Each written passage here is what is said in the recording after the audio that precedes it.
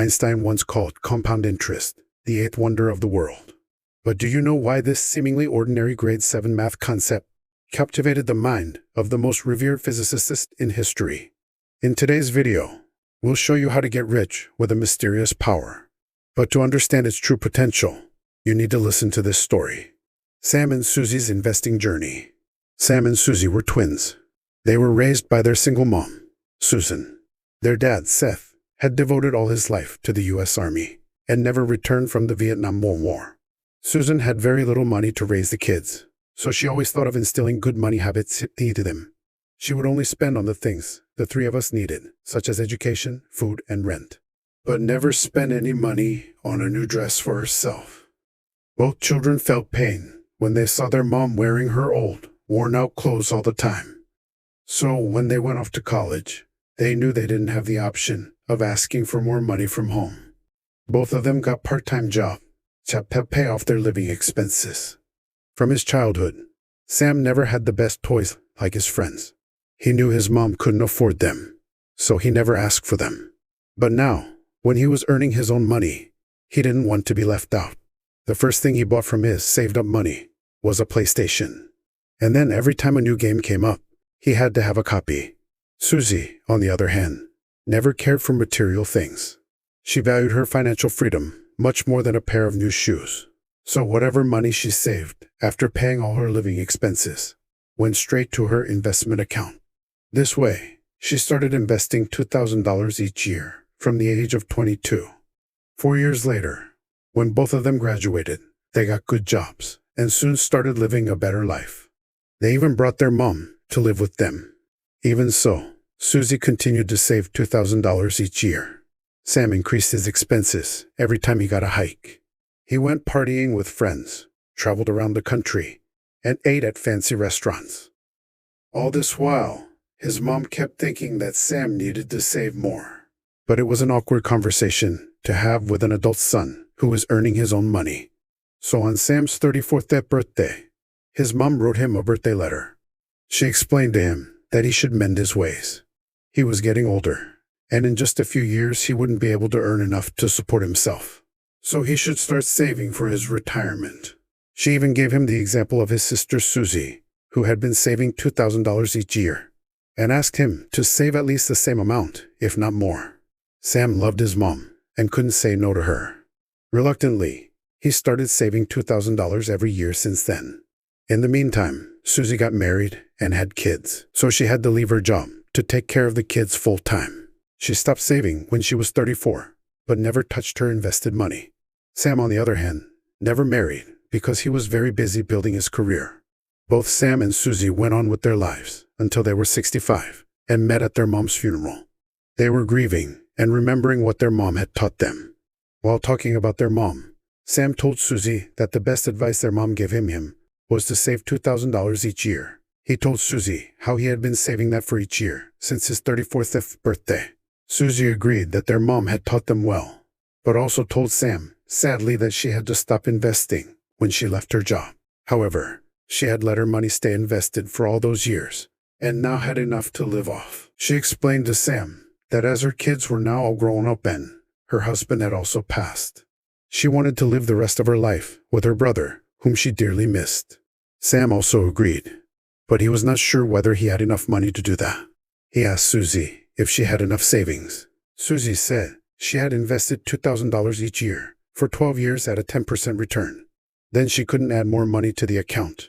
But the corpus kept growing for 32 more years. So now she had $993,307 to retire with. Sam was left aghast. He had saved $2,000 for 32 years at the same 10%, but only had $44,054,503 saved up. He was not ready to believe that. How could investing $64,000 get him not even half of what Susie had from investing only $24,000? Just for much longer. That's when Susie explained to him the power of compounding through a story. The King's Chessboard. Once upon a time, a very prosperous king invited a famous poet to his court. He asked him to recite some of his best poetry in front of all the courtiers. If his words had the power to move the courtiers, the king would reward him with anything he would ask. The clever poet recited a poem narrating the bravery shown by the kingdom forces in the war. Hearing the tale of their glory, the king and the courtiers were all teared up. The king asked the poet what reward he desired. Tired, the poet said, "My dear king, please ask your servant to bring your chessboard to the court." The king, who was very proud of his gameplay, thought the poet wanted to challenge him to a match, so he ordered for it immediately.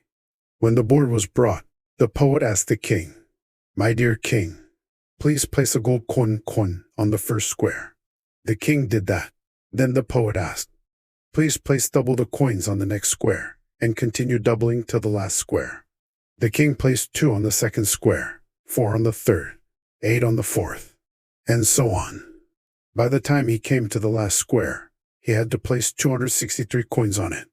That's when the poet said, "My dear king, that's my reward."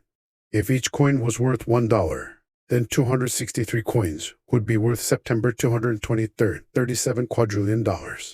Not billion, not trillion, but quadrillion dollars. That's a number with 15 zeros. The king was left flabbergasted. He realized he would have to sell his entire kingdom to reward the poet. So he fell on his knees and begged him for a waiver. That's when the poet explained to the king that he just wanted to prove his brilliance and would settle for a large piece of land to farm on and feed his family. The king was relieved and immediately fulfilled the poet's wishes. Finishing her story, Susie told Sam, "That's the power of compounding. Even though she started with a lower investment, she kept it invested for much longer. So the interest on interest accumulated each year, leaving her with twice what Sam had." The moral of the story is, compounding can transform your life into a rocket ship, just like it did for Susie. Basically, if you start with $2,000 today and invest it at 10%, next year you will have 2.2000. So you will earn interest, not just on the principal, but also on the interest from the previous year. So your total interest will be $200 in year 1, but $220 in year 2. If you continue investing $2,000 each year, you will completely unleash compounding to work in your favor. Just like Susie. Instead of just investing $2,000 for 12 years, she reinvested all her returns also. So at the end of 12 years, her account had $42.768577, which she kept invested for 32 more years, to end up with $993,307. But Sam had only invested $2,000 for 32 years, so he ended up with only $444,503. Now that you know how compounding accelerates your investment's growth, here's how you can unleash the compounding magic. Let's break down the compounding magic for you into the 3 most important factors. Invest for a long time. Although Sam invested more principal than Susie, he invested for a shorter period, so his total returns were lower. The longer you stay invested, the more you reinvest your returns, the more amount you accumulate. So next time, when you only have $1,000 saved up, don't delay investing it. It can make an enormous change to your final retirement savings. Invest a larger amount.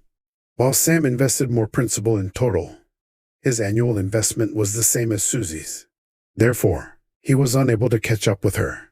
Had he invested more money each year, he could have ended up with a higher retirement corpus. But because Sam didn't realize this faster, he lost precious years of his life. You should always have a clear investment goal set up and invest the required amount toward that goal. Instead of spending all your money on one-time experiences and having fun, Sam invest at a higher return. In the case of Sam and Susie, both had invested at 10%. So even though Sam invested more amount, because he had less time to invest, he should have tried investing at a higher rate of return to catch up with Susie. To check what return you need to earn to achieve your desired amount, you need to know the future value of an annuity formula. Here, FV is the amount you desire at the end of your investment horizon. P is the amount you invest per period. R is the rate of return. And N is the number of years in your investment horizon. So, if you want $1 million by investing $2,000 per year for 32 years. Your equation becomes, solving this equation, you need a return of approximately 14%. You can also use the FE of an annuity calculator. Several of these are available online. Simply fill in your numbers to get the same result. But the whole point is that if you start investing late, you will need a much higher return and a much higher investment amount to earn the same amount of money compared to someone who started before you. And as a higher return always comes at a higher risk, you shouldn't delay investing. Start investing as early as possible. Even if you have very little amount to begin with, you can start with investing in an S&P 500 index fund. And once you have a better knowledge of the stock market, you can even start picking stocks you think will outperform.